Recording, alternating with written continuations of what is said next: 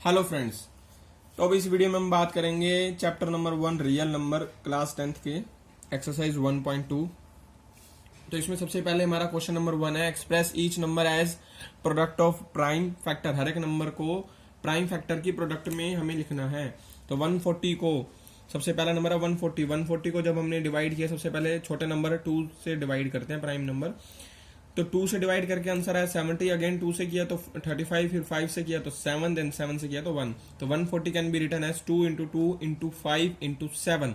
2 की पावर 2, 5 की पावर 1, 7 की पावर 1। 156 को जब हमने डिवाइड किया 2 से तो 78, अगेन 2 से 39, 3 से 13 और 13 से किया तो फिर आया 1। तो इसको लिख दिया 2 इंटू 2 इंटू 3 इंटू 13। तो आंसर आ गया 2 की पावर 2, 3 की पावर 1 और 13 की पावर 1। 3825 को जब हमने डिवाइड किया तो ये ओड नंबर है, तो सबसे पहले हम 3 से डिवाइड करते हैं। तो आंसर आया 1275, फिर अगेन 3 से किया तो 425, फिर 5 से किया तो 5 8 द 40, 2 कैरी 25, 5 5 द 25, 85। तो अगेन 5 से किया तो आया 17, फिर 17 से किया तो आ गया 1। तो इसको लिख दिया हमने 5 इंटू 7 इंटू 11 इंटू 1। तो ये हो गया हमारा क्वेश्चन नंबर 1। अब क्वेश्चन नंबर 2 में कह रहे हैं कि find the LCM and HCF. हमें एलसीएम और एचसीएफ निकालना है फॉलोइंग पेयर ऑफ इंटीजर्स के, और साथ में ये भी वेरीफाई करना है कि LCM into HCF is equal to product of 2 number. ये बात हमने पहले भी पढ़ी है और इस चीज को हमें वेरीफाई करना है हर एक पार्ट के लिए। सबसे पहले आ रहा है 26 और 91, तो इसको पहले प्रोडक्ट ऑफ प्राइम लिख दिया 26 को।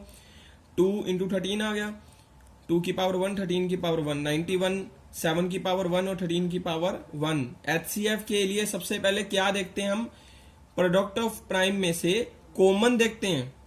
दोनों में कॉमन कौन सा है, 13, नोट कर लिया। अब दोनों में जो स्मॉलेस्ट पावर है, दोनों में पावर 1 है तो स्मॉलेस्ट कितनी होगी 1, तो 13 की पावर 1 आ गया 13। एलसीएम के केस में सारे प्राइम फैक्टर नोट कर लेते हैं। 2 भी कर लिया, 13 भी कर लिया और 7 भी कर लिया। ये वाला 13 तो ऑलरेडी कर लिया था, तो हमने सारे नोट कर लिया। आ गया 2 इंटू 7 इंटू 13। अब 2 की सबसे हाईएस्ट पावर कितनी है, 1। 13 की हाईएस्ट पावर दोनों में 1 है तो हाईएस्ट होगी 1। 7 की हाईएस्ट 1, तो आंसर आ गया 182। अब जैसा उसने हमें कहा है कि एलसीएम इंटू एचसीएफ को हमें दिखाना है प्रोडक्ट ऑफ 2 नंबर, ये वेरीफाई करना है कि ऐसा है या नहीं। तो 26 को मैंने 91 से मल्टीप्लाई कर दिया, आंसर आ गया 2366। Now HCF into LCM, HCF था हमारा 13 और एलसीएम था हमारा 182, मल्टीप्लाई करके आंसर आ गया 2366। Both answers are same. So HCF into LCM is equal to product of 2 number. Remaining के ये 2 पार्ट भी हमारे सेम है, 510 और 92। 510 को जब हमने प्रोडक्ट ऑफ प्राइम किया तो आया 2 की पावर 1, 3 की 1, 5 की पावर 1, 17 की पावर 1। और 92 को जब हमने प्रोडक्ट ऑफ प्राइम किया तो आया हमारा 2 इंटू 2 इंटू 23, 2 की पावर 2, 23 की पावर 1। एचसीएफ के लिए दोनों में कॉमन कौन से हैं जो दोनों में है, 2 दोनों में है तो यही हमारा कॉमन है। और इसमें स्मॉलेस्ट, यहाँ पावर है 1, यहाँ पावर है 2, तो स्मॉलेस्ट पावर कितनी होगी 1, तो आ गया 2। एलसीएम के केस में सारे डिफरेंट नोट कर लिए, 2, 3, 5, 17 और 23। अब 2 की हाईएस्ट पावर, यहाँ पे पावर है 1, यहाँ पे है 2, तो हाईएस्ट कितनी है 2, तो 2 नोट कर ली। 3 की हाईएस्ट 1 ही है, 5 की भी 1 ही है, 17 की भी 1 पावर, 23 की भी 1 पावर। 2 का square into 3 into 5 into 17 into 23, that means answer आ गया हमारा 23460। अब हमें वेरीफाई करना है, तो अब हमें सबसे पहले प्रोडक्ट ऑफ 2 नंबर कर लिया, 510 इंटू 92, 46920। अब एचसीएफ इंटू एलसीएम किया तो 2 इंटू 2, 3460, आंसर आ गया 46920। Therefore HCF into LCM is equal to product of 2 number. अब इसके बाद थर्ड पार्ट 336 एंड 54। 336 को जब हमने प्रोडक्ट ऑफ प्राइम किया तो आंसर आया 2 into 2 into 2 into 2 into 3 into 7, 2 की पावर 4 इंटू 3 की पावर 1 इंटू 7 की पावर 1। 54 को जब प्रोडक्ट ऑफ प्राइम किया तो 2 इंटू 3 इंटू 3 इंटू 3, 2 की पावर 1, 3 की पावर 3। अब ध्यान दो, दोनों में कॉमन कौन से हैं, एचसीएफ के केस में हम कॉमन देखते हैं पहले। इन दोनों में कॉमन है 2 और कॉमन है 3, तो 2 और 3 नोट कर लिया। अब स्मॉलेस्ट पावर, यहाँ पावर है 4, यहाँ पावर है 1, तो स्मॉल कितनी होगी 1। 3 की यहाँ स्मॉल, यहाँ पे पावर है 1 और यहाँ पे पावर है 3, तो स्मॉल कौन सी होगी 1, तो 2 की 1 इंटू 3 की 1, 2 इंटू 3 6। एलसीएम के केस में सारे नोट कर लिए प्राइम, 2 भी नोट कर लिया, 3 भी कर लिया, 7 भी कर लिया, तो 2 3 7। 2 की हाईएस्ट पावर यहाँ 4 है और यहाँ 1 है, तो हाईएस्ट कितनी होगी 4। 3 की यहाँ 1 है और यहाँ पे 3 है, तो हाईएस्ट कितनी होगी 3। 7 की यहाँ 1 है, तो फाइनल आंसर आ गया हमारा 16 into 27 into 7 3024। Now product of two number 336 into 54 18144। HCF into LCM आ गया 6, एचसीएफ था और एलसीएम था 3024, मल्टीप्लाई करके आंसर आ गया 18144। Therefore HCF into LCM is equal to product of two number. Third question में हमसे सिंपली पूछ रहा है एलसीएम और HCF using prime factorisation method, लेकिन अब की बार हमारे पास 3 नंबर है, तो 3 नंबर का एचसीएफ और एलसीएम निकालना है। सबसे पहले 12, देन 15, देन 21। तो छोटे छोटे नंबर हैं। 12 को हमने प्रोडक्ट ऑफ प्राइम लिखा तो आ गया 2 इंटू 2 इंटू 3, 2 की पावर 2 इंटू 3 की पावर 1। 15 3 इंटू 5, 3 की पावर 1, 5 की पावर 1। 21 3 इंटू 7, 3 की पावर 1 इंटू 7 की पावर 1। तो एचसीएफ के केस में तीनों में कॉमन कौन है? तीनों में कॉमन क्या है? 3 जो है वो तीनों में कॉमन है, और उसकी स्मॉल पावर कितनी है? यहाँ है 1, यहाँ 1, यहाँ 1, तो स्मॉलेस्ट होगी 1, तो आंसर आ गया 3। एलसीएम के केस में सारे प्राइम 2 भी नोट कर लिया, 3 भी नोट कर लिया, 3 ऑलरेडी कर लिया, 5 भी नोट कर लिया, 7 भी नोट कर लिया, 3 भी ऑलरेडी नोट हो चुका है। अब 2 की हाईएस्ट पावर कितनी है? 2। 3 की हाईएस्ट पावर कितनी है? 1, और 5 की हाईएस्ट 1, 7 की हाईएस्ट 1। तो हाईएस्ट पावर देख लिया हमने। अब इन सबको मल्टीप्लाई करना है। 2 का square 4 into 5 into 7 into 3, 420। Next part है 17 इंटू 20, 17, 23 और 29। 17 को मैं प्रोडक्ट ऑफ प्राइम में ज्यादा नंबर में स्प्लिट नहीं होगा, तो 17 को मैंने 17 इंटू 1 लिख दिया, 23 को 23 इंटू 1 लिख दिया, 29 को 29 इंटू 1। तो एचसीएफ तीनों में कोई कॉमन तो है नहीं, 1 ही कॉमन है, तो आंसर आ गया 1। एलसीएम के केस में 23 इंटू 17 इंटू 29, यानी कि तीनों लिख दिया हमने, और उनकी हाईएस्ट पावर कितनी है? 1 1, तो आंसर आ गया 11339। इसके बाद हमारा थर्ड पार्ट 8 9 एंड 25। 8 को लिख दिया 2 इंटू 2 इंटू 2, 2 की पावर 3। 9 को लिख दिया 3 इंटू 3, 3 की पावर 2। 25 को लिख दिया 5 इंटू 5, 5 का स्क्वायर। एचसीएफ तीनों में कोई कॉमन नहीं है, तो आंसर आ गया 1। एलसीएम के केस में 2 3 5 तीनों नोट कर लिया, और उनकी पावर भी 3 2 और 5 नोट कर ली हमने। तो 2 की पावर 3, 3 की पावर 2 और 5 की पावर 2 नोट करी हमने। अब 2 की क्यूब का आंसर आया 8, 3 का स्क्वायर का 9, और 5 की 2 की आंसर आया 25। तो आंसर फाइनल आ गया 1800। नेक्स्ट क्वेश्चन है, हमें गिवन है एचसीएफ 306 और 657 का एचसीएफ गिवन है 9, उसका एलसीएम निकालना है, मतलब एचसीएफ की हेल्प से एलसीएम निकालना है। It is given that HCF of 306 and 657 is equal to 9. Also we know that, हमें पता है कि HCF into LCM क्या होता है? Product of two number.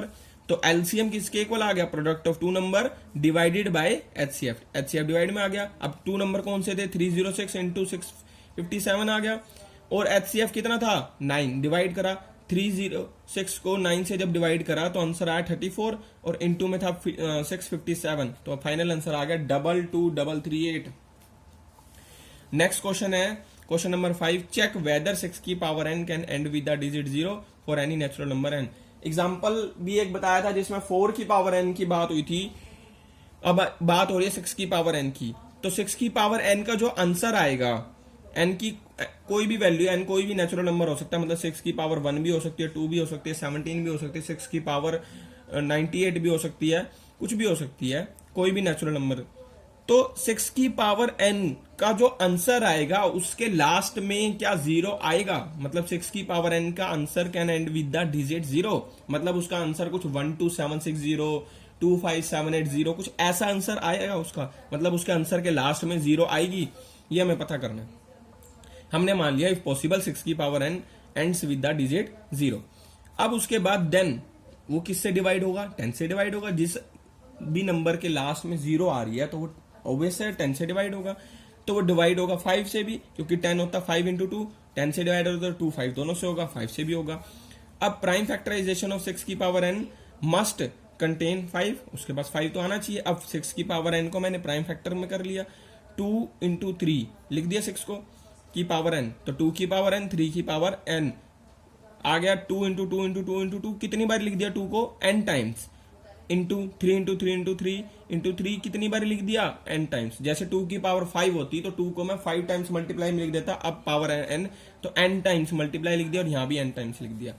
अब हमने it can be observe that in prime factorization of 6 की power n doesn't contain 5 as prime factor, मतलब उसने प्राइम फैक्टर 5 कंटेन नहीं किया। So by fundamental theorem of arithmetic this factorization is unique, और इसके अलावा कोई दूसरी प्राइम फैक्टराइजेशन तो है ही नहीं, क्योंकि फंडामेंटल थ्योरम की यूनिकनेस कहती है। तो 6 की power n can not end with the digit 0, क्योंकि 5 is not prime factor of 6 की पावर n, तो ये इसका जो आंसर है can not end with the digit 0 for any natural number n।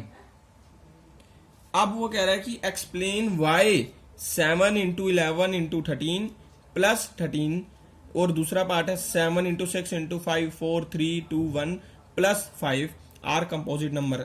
ये फर्स्ट पार्ट, ये सेकंड पार्ट, ये बताना है कि ये दोनों कंपोजिट नंबर क्यों है।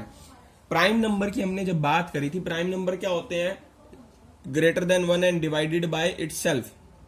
कंपोजिट नंबर क्या होता है, वो नंबर जिसका जो फैक्टर है वो उसके पास कम से कम एक ऐसा फैक्टर होना चाहिए जो अदर देन 1 और इटसेल्फ हो। मतलब जैसे 12 है, 12 को लिख दिया मैंने 6 इंटू 2, या फिर 12 को लिख दिया 4 इंटू 3, तो 4 कम से कम एक ऐसा तो मिल गया ना 4 जो ना तो 12 के इक्वल है ना 1 के इक्वल है, मतलब अदर देन 12 और 1 है। या 3 ले लो, 3 भी अदर देन 12 और 1 है। या दूसरी डेफिनेशन ये भी कह सकते हैं हम, कोई भी नंबर को जब हम दो नंबर के प्रोडक्ट में लिखेंगे तो दोनों नंबर जो आए हैं वो नॉट इक्वल टू क्या होने चाहिए 1। जैसे 12 को मैंने लिख दिया 4 into 3, both are not equal to 1, दोनों के दोनों एक टाइम पे नॉट इक्वल टू 1 होने चाहिए, ये भी कह सकते हैं। और दूसरी डेफिनेशन में ये भी कह सकते हैं कि उसके जो फैक्टर्स हैं उसमें एटलीस्ट 1 फैक्टर ऐसा आना चाहिए जो अदर देन 1 और इटसेल्फ हो। तो अब 7 इंटू 11 इंटू 13 प्लस 13, दोनों में से मैंने 13 कॉमन ले लिया, तो 7 इंटू 11 प्लस 1 बचा यहां से। 7 इंटू 11 77 प्लस 1 78, 13 इंटू 78, तो ये दो नंबर के प्रोडक्ट में हो गया, और दोनों कैसे हैं नॉट इक्वल टू 1, ये भी कह सकते हो। और दूसरे डेफिनेशन ये भी कह सकते हैं, अगर इसको मल्टीप्लाई करें तो कोई एक नंबर आएगा, उस नंबर को मैंने इन दो की प्रोडक्ट में लिख दिया, और ये दो नंबर अदर देन 1 है और उस नंबर के इक्वल नहीं है, अदर देन 1 और इटसेल्फ, ये भी कह सकते हो। या ये कह सकते हो if a is a composite number then a is equal to b into c, b and c both are not equal to 1। दूसरा पार्ट भी सेम है, 7 इंटू 6 इंटू 5 into 4 into 3 into 2 into 1 plus 5, तो इसमें से मैंने 5 कॉमन लिख लिया, 7 इंटू 6 into 4 into 3 into 2 into 1 plus 5 common लिया, 5 में से तो आया 1, तो इसका आंसर आ गया 1008 प्लस 1 1009। तो given expression is a product of two number and both are not equal to 1 या बोथ आर मोर देन 1, तो ये क्या हो गया कंपोजिट नंबर। अब उसके बाद हम बात करते हैं, एक सर्कुलर पाथ है किसी स्पोर्ट फील्ड में, सोनिया जो है वो 18 मिनट लेती है to drive 1 round of the field, और जो रवि है वो लेता है 12 मिनट एक राउंड को कवर करने में, ड्राइव करने में। अब सपोज इन दोनों ने स्टार्ट किया सेम पॉइंट पे और सेम टाइम पे स्टार्ट किया और एक सेम ही डायरेक्शन में भाग रहे हैं, after how many minute they will meet again at the starting point. देखो दे विल मीट, ये दोनों कैसे मिलेंगे, मतलब एक सर्कुलर पाथ है कोई, मैंने एक सर्कुलर पाथ बना लिया, अब एक दोनों ही यहां से भागे हैं, ये दोनों यहां से भाग रहे हैं, ऐसे रन कर रहे हैं, एक जो है वो रन करके 12 मिनट में चक्कर पूरा करता है और दूसरा करता है 18 मिनट में। जब दूसरे वाले ने 18 मिनट में करा तो ये वाला 12 मिनट में करके आगे निकल गया होगा। तो ये दोनों मिलेंगे कब, तो ये दोनों जब मिलेंगे they will meet again after LCM, दोनों अपने एलसीएम जो उन दोनों की वैल्यू है 12 और 18, उनका जो एलसीएम आएगा उस पे ये दोनों मिलेंगे। पहले एक बार क्वेश्चन देखते हैं फिर थोड़ा सा डिस्कस करेंगे। 18 को लिख दिया 2 इंटू 3 इंटू 3, 2 की पावर 1 3 की पावर 2, 12 को लिख दिया 2 इंटू 2 इंटू 3, 2 की पावर 2 3 की पावर 1। एलसीएम 18 और 12 का 2 भी नोट कर लिया 3 भी नोट कर लिया, दोनों में 2 की मैक्सिमम हाईएस्ट पावर कितनी है 1 और 2 में से 2, 3 की हाईएस्ट कितनी है 2 और 1 में से 2, तो 2 का स्क्वायर 4, 3 का स्क्वायर 9, 4 9 36। तो दोनों कब मिलेंगे? 36 मिनट में एक दूसरे से मिलेंगे। मतलब देखो, जैसे इसने जो ये दूसरे वाला है, इसने अपना चक्कर, ये इसको मैं नाम दे देता हूं सोनिया यानी एस, और ये दूसरा कौन सा है? रवि। सोनिया 18 मिनट में यहां पे आ गई और रवि 12 मिनट में यहां से आके 18 मिनट में यहां तक पहुंच गया होगा लगभग, ठीक है। तो अब सोनिया ने जब दूसरा चक्कर लिया और यहां पे पहुंची तो उसको लगे 36 मिनट, और रवि ने 12 मिनट में यहां आ गया, फिर 12 मिनट में यहां आ गया, 24 मिनट में तो यही नहीं, 36 मिनट में वो फिर दोबारा ट्रैवल करके यहीं आ गया होगा। मतलब 36 मिनट में दोनों सेम डायरेक्शन में आएंगे। जैसे अब मैं बता देता हूं, रवि ने पहले 12 मिनट लिए, यहां पे पहुंचा, फिर दोबारा 12 मिनट लिए, फिर यहां पे पहुंचा, ये सेम ही लोकेशन है, फिर दोबारा 12 मिनट लिए, वो यहां पे पहुंचा, और उसने 18 मिनट लिए पहले यहीं सेम डायरेक्शन में पहुंचने पे, फिर दोबारा से 18 मिनट लिए सेम डायरेक्शन में पहुंचने पे। तो दोनों के 36 मिनट पे वो सेम डायरेक्शन में पहुंचेंगे। बस फर्क यही रहेगा कि सोनिया के 36 मिनट में 2 चक्कर लगेंगे और रवि के 36 मिनट में 3 चक्कर लगेंगे। मतलब दोनों मिलेंगे कहां पे? अपने एलसीएम में। जैसे कोई टेबल है, 12 की टेबल आ जाती है, एक डिस्कस कर लेते हैं। 12 की टेबल में ये देखो, और 18 की टेबल को देखते हैं हम। तो दोनों सेम लोकेशन में कब मिलेंगे? दोनों के एलसीएम पे, लीस्ट कॉमन मल्टीप्लायर पे मिलेंगे। तो इसके बाद भी, लेकिन सबसे पहले कब मिलेंगे? अपने least common multiplier of that 2 values. तो इसके बाद हम पढ़ेंगे अपने नेक्स्ट कंसेप्ट को अपनी नेक्स्ट वीडियो में। तो फिलहाल के लिए thanks for watching my video.